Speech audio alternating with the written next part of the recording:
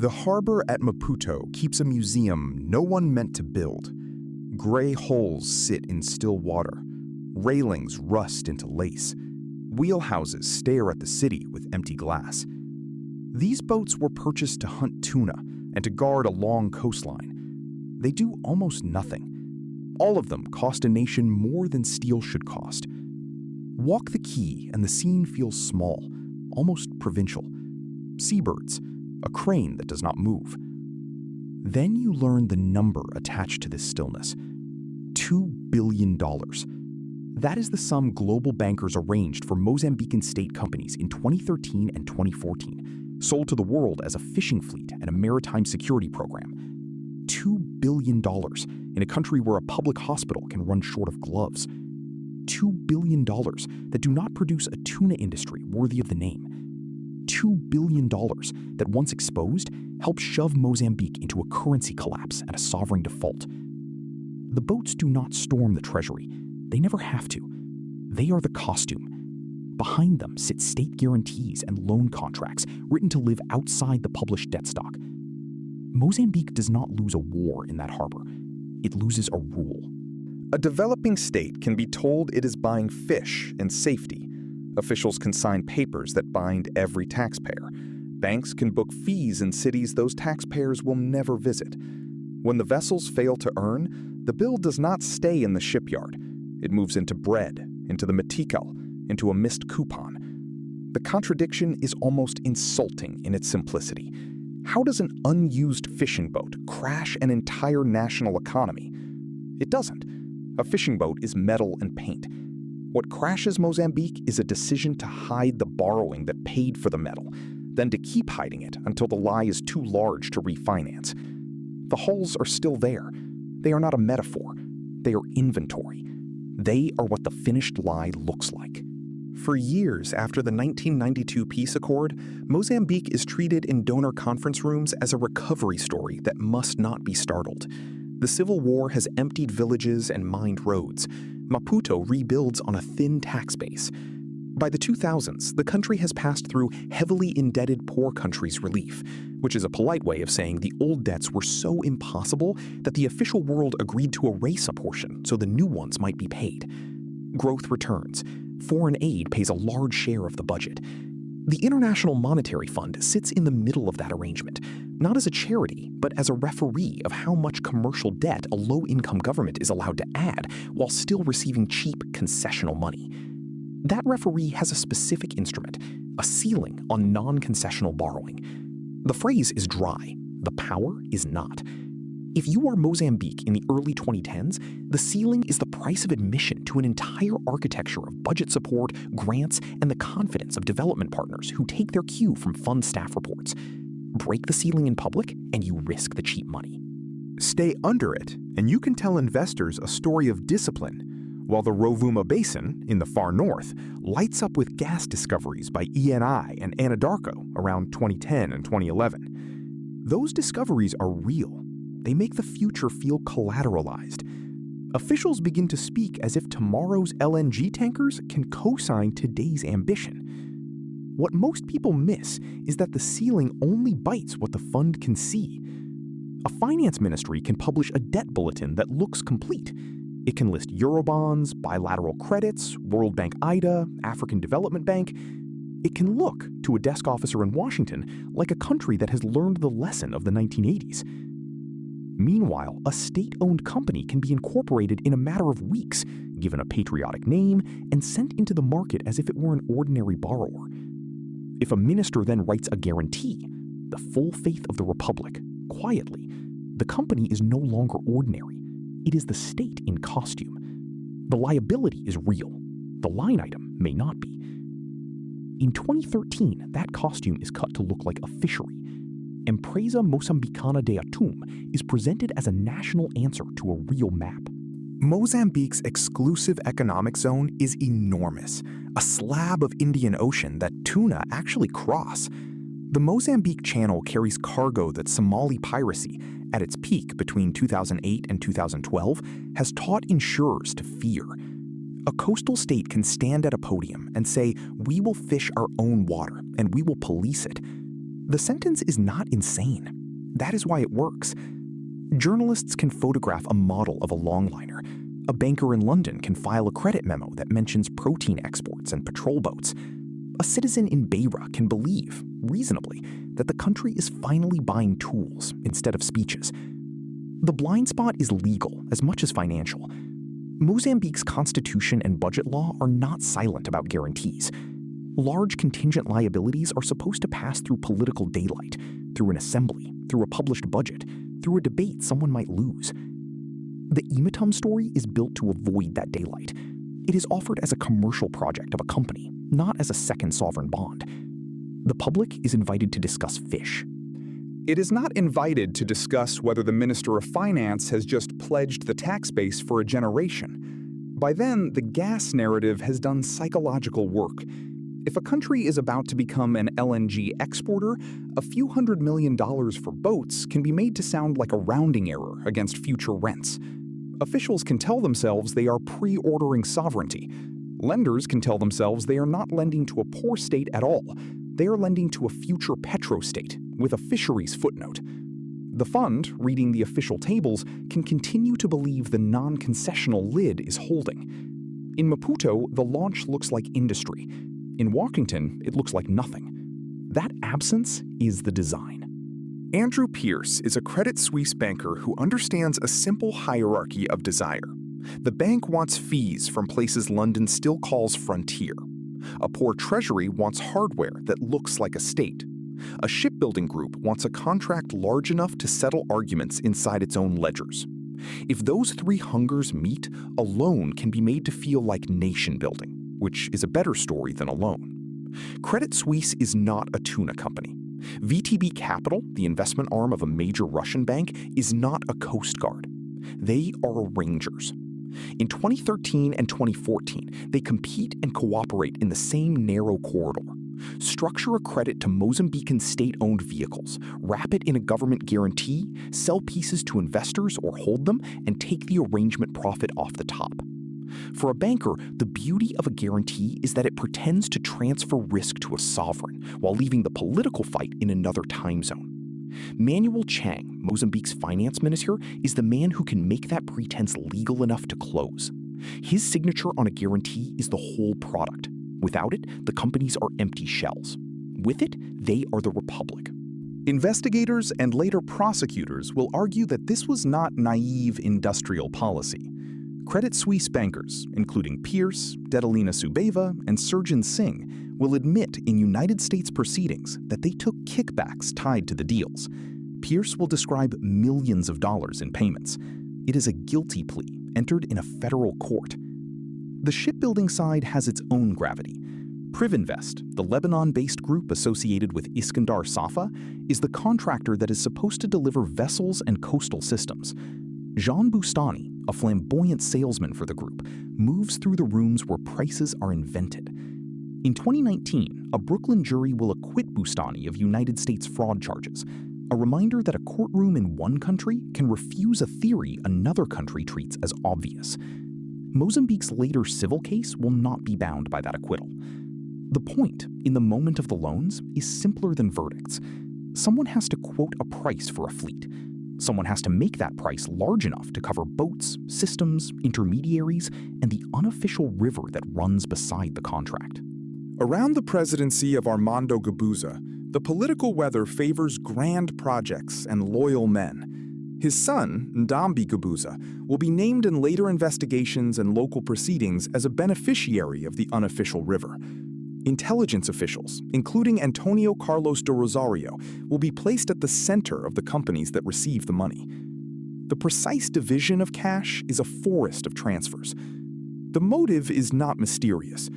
A security state that has won a long political argument wants toys and rents.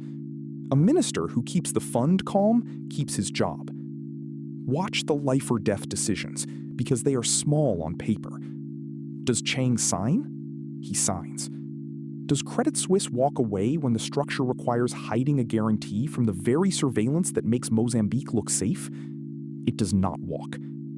Does anyone insist that the assembly vote, in public, on a liability that will outlive the boats? No one with a pen in the room makes that the condition of closing. The structure is a triangle pretending to be a market. First comes Proindicus, a maritime security company that exists to borrow. Credit Suisse and VTB arrange hundreds of millions of dollars in 2013, notionally for radar, patrol capacity, protection of gas and shipping. Then EMATUM issues about $850 million in notes the same year, the public face, the tuna story that can be mentioned at a conference. Then, in 2014, Mozambique Asset Management, MAM, borrows about $535 million more, notionally for shipyard capacity, to service the other fantasies. 3 special-purpose vehicles, 3 justifications, 1 sovereign signature underneath. The hiding is not the hacker in a basement, it is paperwork. The banks lend to the companies, not, on the first page, to the ministry. The ministry's guarantee is the silent engine. When IMF staff send the standard debt questionnaires, the full commercial total does not appear as public external debt in the way a Eurobond would. Parliament does not hold a proper vote that would have put the number into the newspapers. Investors who buy the EMATUM notes are fed a fisheries narrative. Some of them do not ask why a startup tuna company needs almost $1 billion before it has landed a commercial catch. Some of them ask and buy anyway, because a state guarantee is a lullaby. On the Waddle, the mismatch becomes visible to anyone who bothers to look. Vessels arrive overpriced. Some are unsuited to industrial tuna. Patrol assets do not become a coast guard. A shipyard does not become a national industrial champion. Later forensic work, including a Kroll audit commissioned after the crash, will describe a gulf between cash sent and value received, with hundreds of millions of dollars poorly accounted for. In the years the money is moving, that gulf is treated as a procurement detail, not as a national emergency. The first cracks are fiscal, not moral. Mozambique's budget is already tight. Commodity prices have turned, the medical is under pressure. Servicing even the visible slice of EMATUM becomes awkward enough that in 2015, the government conducts an exchange. The company notes are transformed into a clearer sovereign bond of about $727 million. That swap is meant to buy time and respectability. It also brings the tuna paper closer to the formal default clauses that rate a country, not a fishery. Then April 2016 arrives. The Wall Street Journal publishes what Maputo has tried to keep as a family matter: additional secret loans on the order of another $1.4 billion, arranged with the same banking pair and the same taste for guarantees, never properly disclosed to the fund. In Washington, the reaction is institutional, not theatrical. An IMF program is a bargain. The bargain was surveillance in exchange for a stamp. The stamp is now radioactive. The fund suspends its support. A group of 14 international donors, the governments and agencies that have been feeding Mozambique's budget the way glucose feeds a patient, freeze their aid. They do not need to prove every kickback to justify the freeze. They need only to say that the debt numbers they were given were not the debt numbers that existed. And then, everything breaks. Importers cannot price contracts. The metical slides, then slides again, losing as much as 70% of its value in the wider crisis window. Inflation eats wages. Medicines and fuel become politics. A country that was being congratulated for gas potential is suddenly discussed in the same breath as default. In January 2017, Mozambique misses a coupon of about $60 million on the sovereign bond that replaced the EMATUM notes. The missed payment is small compared with the hidden stock. It is large enough to be official. The Republic is now a statistic, sovereign default. What follows is austerity without a romantic name. Public investment is cut. The poor pay through prices, not through a line in a term sheet. Teachers and nurses discover that a loan they never voted on has become a reason their ministry cannot hire. In the north, the gas stream does not vanish, but it is now tangled with insurgency, delayed final investment decisions, and the smell of a state that cannot be trusted with a spreadsheet. The hidden debt did not invent every misery in Mozambique. It removed the external cushion that had been pretending to manage them. The legal aftershocks take years because banks have many cities and a shipbuilder has many holding companies. In 2021, Credit Suisse reaches a cluster of resolutions with American, British, and Swiss authorities. The bank pleads guilty in the United States to conspiracy to commit wire fraud. Combined penalties land in the range of $475 million. Individual bankers who already chose cooperation describe the kickback machinery in allocutions that are almost clerical in tone. The bank's fine is historic for the file and trivial beside a ruined exchange rate. Mozambique sues. It argues that the contracts were born in bribery and must not be allowed to live as sacred debt. Courts split by jurisdiction and defendant. Some investors fight to be repaid as innocents. Then a civil hammer falls on the contractor side. Mozambique wins a judgment of $3.1 billion against the shipbuilder at the center of the supply story. The number is larger than the original loans because judges are allowed to talk about damage, not just principal. Whether a judgment can be collected from a multinational web of assets is a second war. The first war is narrative, and the narrative has changed. Mozambique still owes counterparties who bought paper in good faith or claim they did. Officials go to foreign jails, come home, stand trial, vanish into the slow time of appeals. The IMF eventually talks to Maputo again, because the fund's job is to return to the scene. None of that restores the years when bread got more expensive because a guarantee was too useful to disclose. The climax is not the judgment. The climax is the morning in 2016, when donor cash stops and a finance ministry discovers that the true lender of last resort had been honesty, and honesty had already been spent. There is a reason this file will not stay in Mozambique. A guarantee is not a metaphor for trust.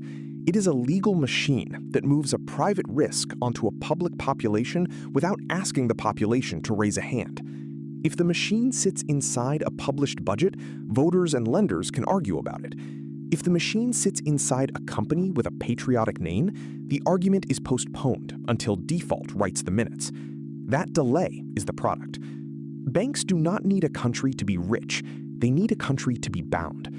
The deeper principle is uglier than corruption, though corruption lubricates it. Surveillance of poor country debt was built around confession. The fund, the rating committee, the donor group, the newspaper, each of them is strong when a government admits a number and weak when a government incorporates a vehicle. Corporate law becomes a foreign policy. A 2-page letter from a minister can outrun a 200-page staff report. Anyone who still thinks sovereign debt means a bond with a crest on it is watching the wrong instrument. The instrument that wrecks is often the one that never had a roadshow. This is why a neighbor's election can make the Maputo Quay feel current. In August 2026, Zambia has just held a general election after years of wrestling with restructured obligations and the politics of who pays. The world's attention, briefly, goes to Lusaka's ballots. It should not stay there. The useful fear is not that one capital might default again. The useful fear is that the same design, state company, ministerial comfort letter, arranging bank, contractor invoice, remains available to any treasury that wants hardware faster than it wants a debate. Mozambique is the completed experiment. Zambia is only the latest reason outsiders are staring at Southern African ledgers again. Stand in the mind, not at the rusted rail, but in a kitchen in Mafalala or a clinic corridor in Kwalimane. The people in those rooms did not attend the closing dinner. They cannot name the special purpose vehicle. They meet the guarantee as a price, a shortage, a hiring freeze, a rumor that the government is broke because of boats. Human stakes here are not a speech about justice. They are a delayed salary and a currency that no longer reaches the end of the month. Courts can issue spectacular figures. Regulators can extract fines that sound like morality. A bank can plead guilty and still be a paragraph in a larger annual report. None of those rituals rebuilds the years when a young country, told it was on the edge of gas wealth, had its donor scaffolding kicked away because the scaffolding had been attached to a lie. Intention and outcome part company in public. Some officials wanted a navy and a fishery. Some bankers wanted a bonus. Some salesmen wanted a contract. The outcome was a default that turned every citizen into an unsecured creditor of someone else's closing. The aftertaste is the knowledge that the next version will not be called tuna. It will be called security, or climate, or infrastructure, or a sovereign wealth vehicle. The nouns will be holier. The paperwork will be cleaner. The incentive will be identical. Put the sovereign somewhere the questionnaire does not look. The name changes. The binding does not. That is what remains. If a minister can hide a navy inside a fishing company, what else is already sitting, unlisted, under the next proud name?